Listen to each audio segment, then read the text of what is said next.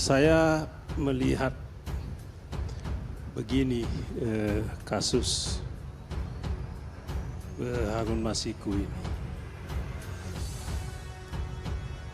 Ada yang tanya saya, mengapa KPK sulit sekali? Mengapa KPK nampaknya tidak cesplong, tidak lugas begitu. Korupsi era Jokowi merajalela. Bangsa ini tertipu gaya dan cara berpikir Pak Jokowi. Pengamat, inilah pertanda Jokowi akan lengser. Pejabat yang tidak berteman dengan perampok pasti senang ada takut. Tapi yang lahir dari cukong-cukong pasti senang kalau KPK lemah. Penegak hukum dia tidak boleh tunduk kepada pemerintah karena yang mau ditangkap pemerintah. Yang bisa korupsi kan pemerintah. Oh harus tunduk. Nah dia tunduk kepada negara untuk melaksanakan undang-undang untuk menangkap para pencuri. Itu kerjanya. Nah, berarti dia bukan mengabdi kepada negara, mengabdi kepada kepentingan dia dan kepada cukongnya dia. Baik institution, sebenarnya kita sudah meletakkan institusi-institusi yang terbuka. Termasuk sebenarnya tadi Bung Usman mengkritik partai politik ini satu tema yang secara spesifik harus kita bahas. Karena memang ada misleading sekarang ini pikiran para politisi tentang sistem ketatanegaraan, sistem pemerintahan, di mana kita ini semakin presidensialisme itu melemah sejalan dengan melemahnya kongresionalisme, yaitu peran parlemen atau DPR atau Dewan atau Majelis sebagai oposisi terhadap presiden di dalam sistem presidensialisme. Nah ini yang nanti beberapa tempat perlu koreksi, tetapi pertama itu baik constitution kita ini adalah demokrasi. Kedua, institusinya sebenarnya kita set up sebagai institusi demokrasi, meskipun di dalamnya banyak kegagalan untuk memahami makna institusi demokrasi dalam kelembagaan negara. Nah, yang ketiga ini yang saya kira ada masalah adalah kualitas kepemimpinan kita secara umum di semua level itu tidak engage dengan pikiran-pikiran demokrasi dan reformasi. Ini yang ketiga ini yang sekarang ini perlu dikritik keras. Karena orang itu tidak menikmati pikiran-pikiran tentang kenapa demokrasi itu lahir, apa mandat dari reformasi itu, Indonesia demokratis macam apa yang kita pikirkan dan kita cita ke depan. Ini yang kayaknya politisi kita malas baca. Kalau kita lihat cara mereka berbicara ini tidak ada referensi-referensi yang yang memadai untuk menciptakan iklim yang baik terhadap demokrasi.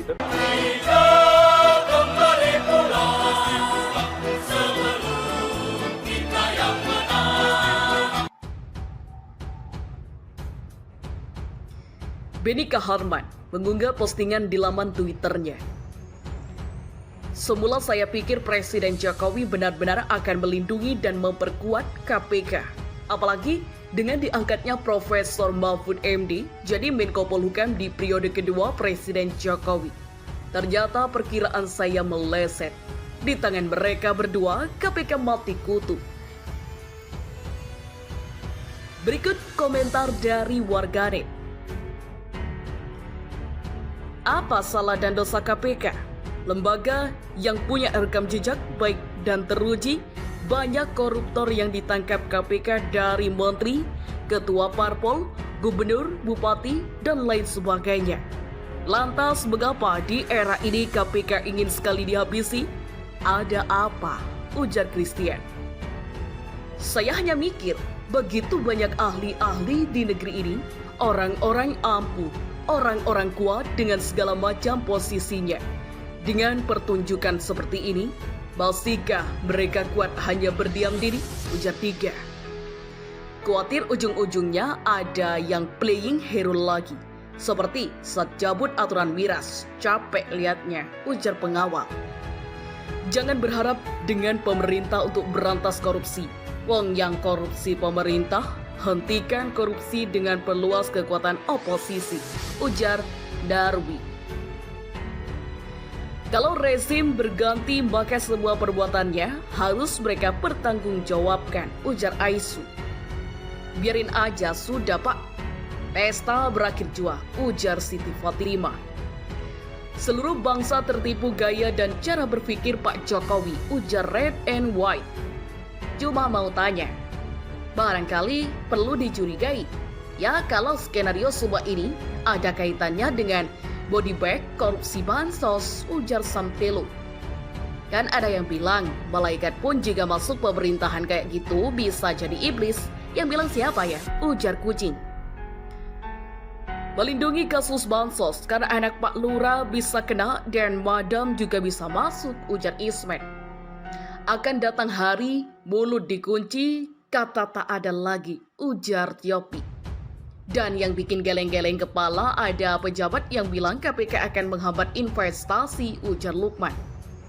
Rejele dong Om, ya sabar dong Om, doain aja biar segera berakhir, ujar Rusbandi. Mahfud MD sekarang banyak cari alasan korupsi ya masalah eksekutif umumnya, ujar Keteng. Ya cuma melindungi bukan menjamin 100%, ujar Riki. Dan itu akan dipertanggungjawabkan kelak, ujar Arif. Betul, menyengsarakan, ujar Hari. WKWK, ampun mah, perabotan aja diangkut, ujar Insinyur. KPK juga akan malaikat Pak, atau mungkin malaikat yang menyerupai iblis. Masih ingat pegawai KPK yang nyolong barang bukti emas 1,9 kg, Pak? Ujar Solvidus. Everybody, power, body, talk, ujar Alfa. Di tangan mereka, KPK masuk kubur, ujar Alba. Aduh, bentuk lambe Jokowi kok digugung, ujar Suro. Biar aman bansos nggak ada yang keseret, ujar Puput.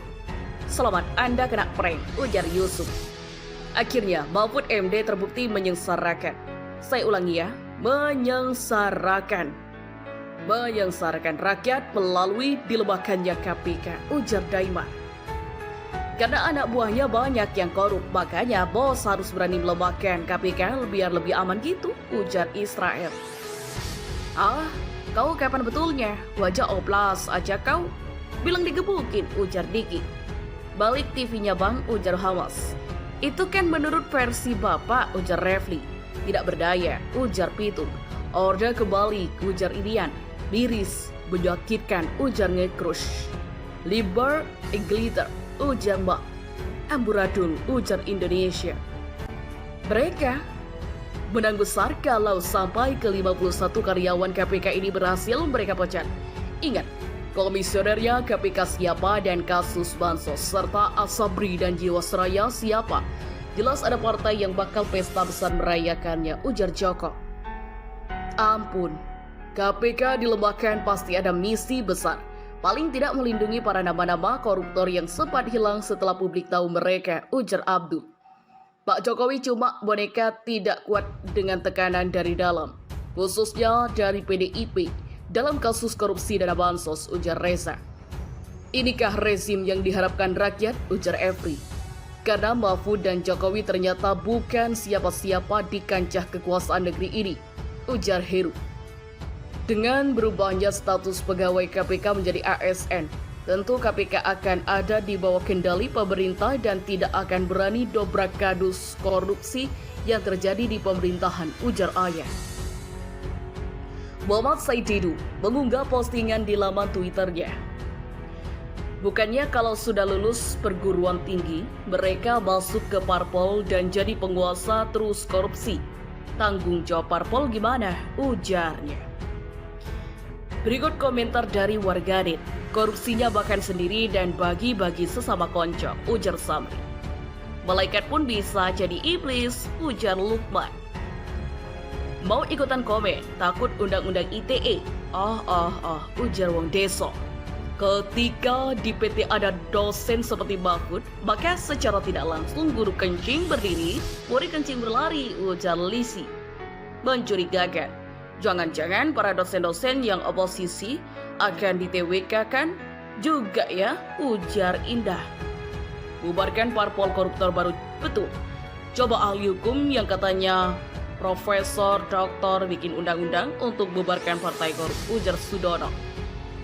Jangan tanya lulusannya, baru mau masuk PTN aja sudah dipapari virus, ujar Datuk.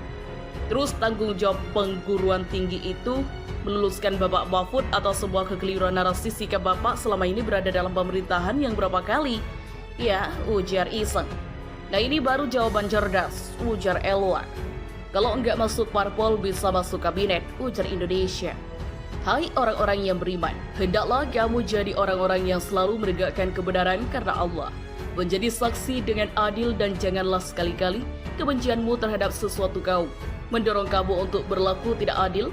Berlaku adillah, karena adil itu lebih dekat kepada takwa. Al-Maidah 8, ujar Baisek. Emang parpol itu bisa diminta ya? Ujar Sultan. Emang di perguruan tinggi ada pelajaran korupsi ya? Ujar Mai. Pimpinan parpol yang tamat sekolah tanggung jawab siapa? Ujar Ang Nugrah. Sekarang, orang yang masuk ke pemerintahan kok jadi bebal dan ngawur ya? Ujar Hasna. Lah, katanya seleksi join, partai pakai NKRI harga mati, kok bisa yang disalahin?